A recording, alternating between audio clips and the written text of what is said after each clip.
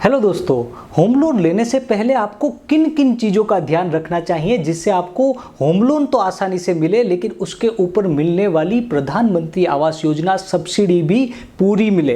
Home loan में कौन कौन से डॉक्यूमेंट्स लगते हैं, इसकी प्रोसेस क्या रहती है और इसमें आपको मैक्सिमम कितनी अमाउंट तक की लोन मिल पाएगी, ये सारी चीज़ें दोस्तों ये वीडियो में हम लोग डिटेल में डिस्कस करने वाले हैं।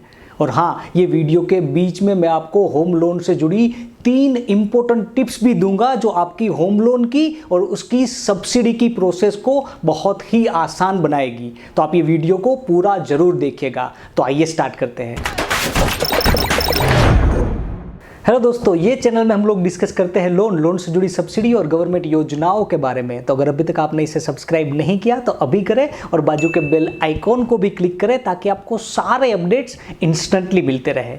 जहाँ तक होम लोन की बात है दोस्तों, होम लोन को अप्लाई करने से पहले आपको 2 चीज़ों का बहुत ही अच्छे से ध्यान रखना चाहिए, जिसमें से सबसे पहली ये कि आपकी होम लोन की प्रोसेस अच्छे से कंप्लीट हो और दूसरी ये कि आपकी होम लोन की सब्सिडी की प्रोसेस भी साथ साथ अच्छे से कंप्लीट हो। कई बार हमने देखा है कि लोग जब होम लोन लेने जाते हैं तो डायरेक्ट वो बैंक के पास पहुंच जाते हैं और वो अपनी होम लोन तो करा लेते हैं, लेकिन कहीं ना कहीं वो सब्सिडी की जो प्रोसेस होती है, सब्सिडी में जो कुछ इंपॉर्टेंट चीज़ें होती है उसे इग्नोर करते हैं और उसके कारण उसे सब्सिडी नहीं मिल पाती या तो सब्सिडी बहुत ज़्यादा डिले हो जाती है। तो होम लोन की सब्सिडी के लिए दोस्तों आपको कुछ चीज़ों का पहले से ही ध्यान रखना है, जिसमें से सबसे पहली ये कि अगर आपकी फैमिली की इनकम 0 से लेकर के 6 लाख के बीच में है तो आपकी मकान की सेल डीड में, रजिस्ट्री में महिला की भागीदारी का होना अनिवार्य है। विदाउट लेडी ओनरशिप आपको होम लोन की सब्सिडी नहीं मिल पाएगी। दूसरी चीज ये कि आपका लोन का जो टेन्योर है, यानी कि लोन के जो साल है, वो मिनिमम 20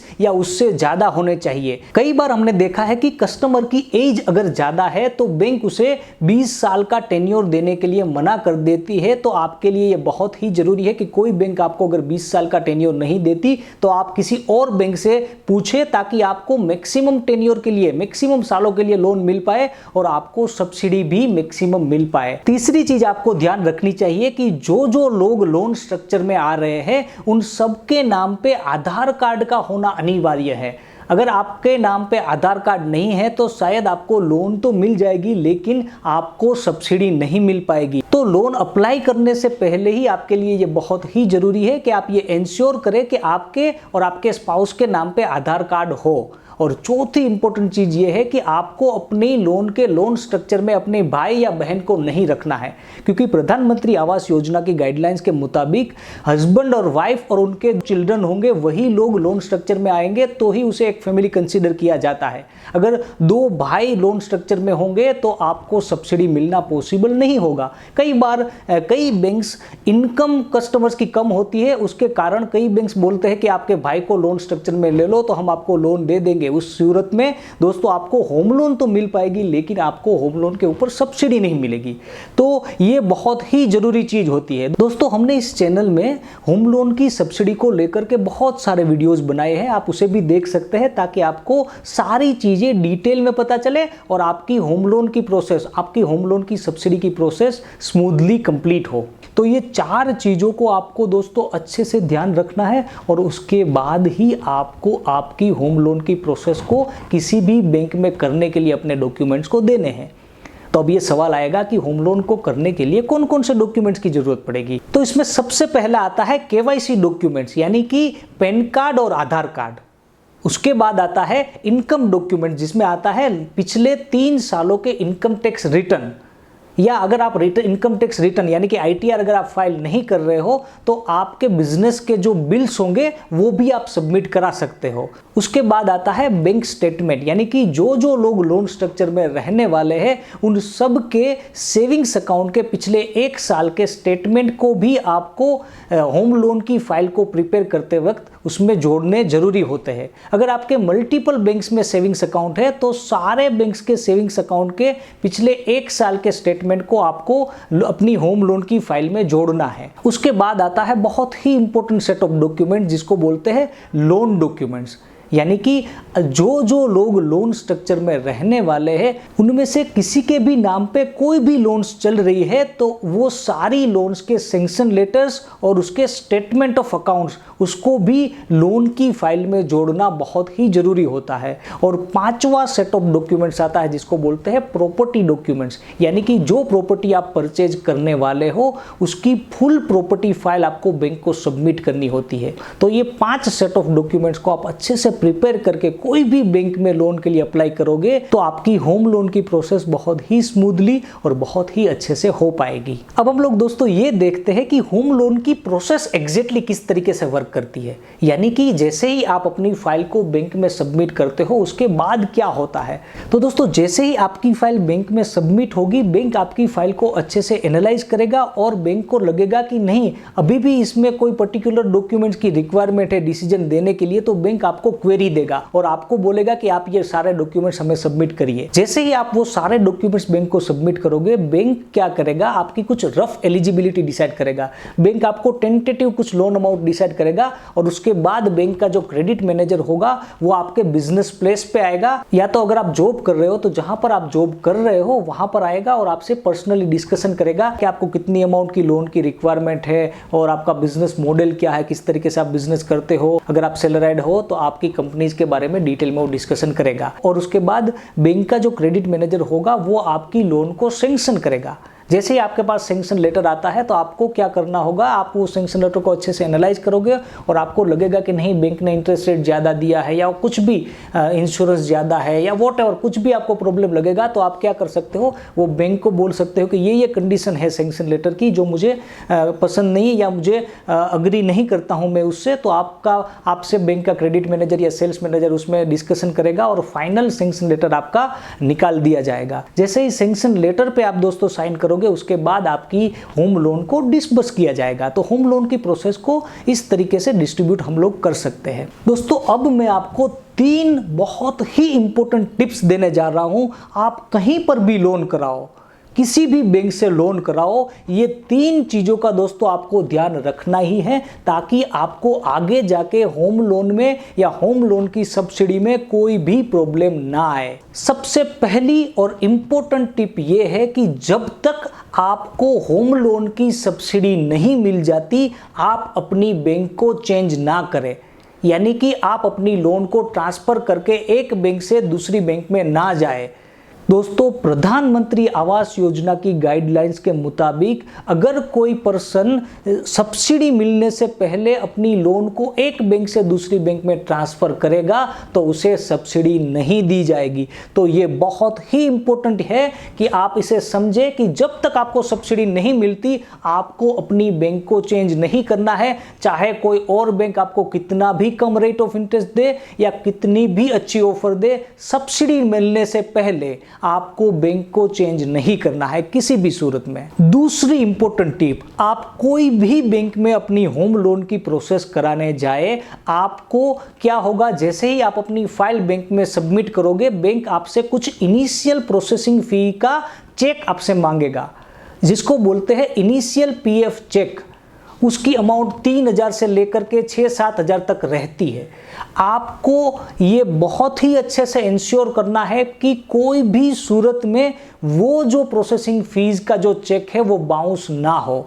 अगर दोस्तों आपकी सारी प्रोसेस होम लोन की प्रोसेस आप अच्छे से करते हो लेकिन आप इनिशियल प्रोसेसिंग फीस का चेक अगर बाउंस करोगे तो आपको लोन मिलना बहुत ही मुश्किल हो जाएगा, ऑलमोस्ट इम्पॉसिबल हो जाएगा। क्योंकि बैंक ये सोचेगी कि जो पर्सन 5 या 6 हज़ार का चेक इनिशियली स्टार्टिंग में ही बाउंस कर रहा है वो 20 साल तक हमारे ईएमआई कैसे भरेगा।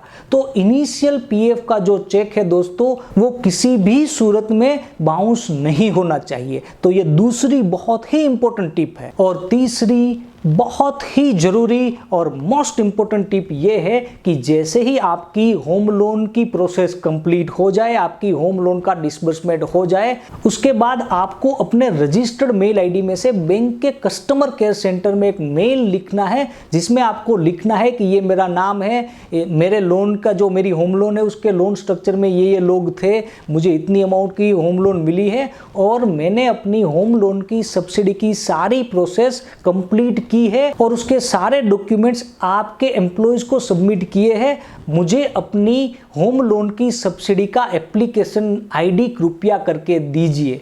और अगर होम लोन की सब्सिडी की प्रोसेस में कहीं पर भी कुछ पेंडिंग है तो आप हमें बताइए ताकि हम उसे कंप्लीट कर पाए। दोस्तों, ये बहुत ही जरूरी है। हमने देखा है कि कई कस्टमर्स को होम लोन की सब्सिडी 6 महीने से लेकर के 2-2 साल तक नहीं मिल रही है। उसका रीजन ये होता है कि बैंक का एम्प्लॉय उसकी सब्सिडी की प्रोसेस ही नहीं करता।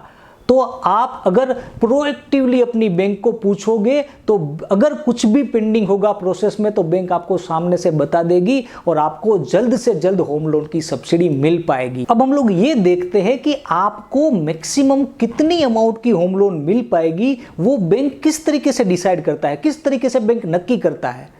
उसके लिए बैंक 2 चीजें देखता है, जिसमें से सबसे पहली ये है कि बैंक ये देखता है कि आपकी प्रॉपर्टी की मार्केट वैल्यू है, उसके हिसाब से मैक्सिमम आपको कितनी अमाउंट की लोन मिल पाएगी। और दूसरा बैंक देखता है कि आपकी इनकम के हिसाब से मैक्सिमम आपको कितनी अमाउंट की लोन मिल पाएगी। तो जहां तक मार्केट वैल्यू के हिसाब से एलिजिबिलिटी फाइंड आउट करने की बात है तो आरबीआई ने कुछ स्पेसिफिक रूल डिसाइड किए हैं। यानी कि अगर आपकी होम लोन 30 लाख से अंदर की है तो आपको मैक्सिमम मार्केट वैल्यू का 90% तक लोन मिल सकती है। यानी कि अगर आप 30 लाख की प्रॉपर्टी लेने जा रहे हो तो मैक्सिमम आपको 27 लाख तक लोन मिल पाएगी। और अगर आप 30 लाख से लेकर के 75 लाख के बीच में अगर आप लोन लेते हो तो आपको मार्केट वैल्यू का मैक्सिमम 80% तक लोन मिल पाएगी। यानी कि अगर आप 50 लाख की प्रॉपर्टी परचेज करने जा रहे हो तो मैक्सिमम आपको 40 लाख तक ही लोन मिल पाएगी। और अगर आप 75 लाख से ज़्यादा के लिए होम लोन परचेज करते हो तो आपको मैक्सिमम प्रॉपर्टी वैल्यू का 75% तक ही लोन मिल पाएगी। यानी कि अगर आप 1 करोड़ की प्रॉपर्टी लेते हो तो मैक्सिमम आपको 75 लाख तक ही लोन मिल पाएगी। तो ये प्री डिफाइंड रेशियोज है जिसको बोलते हैं एलटीवी, यानी कि लोन टू वैल्यू रेशियोज, जो आरबीआई ने पहले से ही डिसाइड करके रखे हैं। तो दोस्तों, आपके लिए ये रेशियोज का जानना बहुत ही जरूरी होता है, क्योंकि आप जो प्रॉपर्टी परचेज करने जा रहे हो उसमें से आपको मैक्सिमम कितनी अमाउंट की लोन मिल पाएगी वो अगर आपको पता होगा तभी जाके आप बाकी के पैसों का इंतजाम कर पाओगे और आप अपने सपनों का घर आसानी से ले पाओगे। तो ये तो हुई प्रॉपर्टी वाइज एलिजिबिलिटी की बात। और दूसरा है इनकम वाइज एलिजिबिलिटी, यानी कि आपके पिछले 3 सालों के इनकम टैक्स रिटर्न्स और आपके द्वारा सबमिट किए गए इनकम डॉक्यूमेंट्स को अच्छे से एनालाइज करने के बाद बैंक ये डिसाइड करता है कि आपको मैक्सिमम कितनी अमाउंट की होम लोन मिलनी चाहिए। इसको लेकर के दोस्तों हमने ऑलरेडी एक वीडियो बना के रखा है कि बैंक एग्जैक्टली कौन से पैरामीटर एनालाइज करता है आपकी इनकम वाइज एलिजिबिलिटी डिसाइड करने के लिए। आप उसे भी देख सकते हैं जिसकी लिंक ऊपर फ्लैश की जा रही है। तो प्रॉपर्टी वाइज एलिजिबिलिटी भी बैंक निकालता है और इनकम वाइज भी एलिजिबिलिटी भी आपकी बैंक निकालता है, और उसमें से जो अमाउंट कम होती है उतनी अमाउंट की आपको होम लोन दी जाती है। यानी कि अगर आपको प्रॉपर्टी वाइज 40 लाख की अमाउंट मैक्सिमम मिल रही है और अगर इनकम वाइज आपको 30 लाख की लोन मिल रही है तो बैंक आपको 30 लाख की लोन अमाउंट ऑफर करेगा। तो दोस्तों, आज हमने होम लोन के बारे में डिटेल में डिस्कस किया, लेकिन फिर भी अगर आपके मन में कोई भी सवाल है तो आप ये वीडियो के कमेंट सेक्शन में हमें जरूर पूछें, हम आपके हर एक सवाल का जवाब देंगे। तो आज के वीडियो में इतना ही। चैनल को सब्सक्राइब करके बेल आइकन को क्लिक करना ना भूलिएगा। जल्दी मिलते हैं।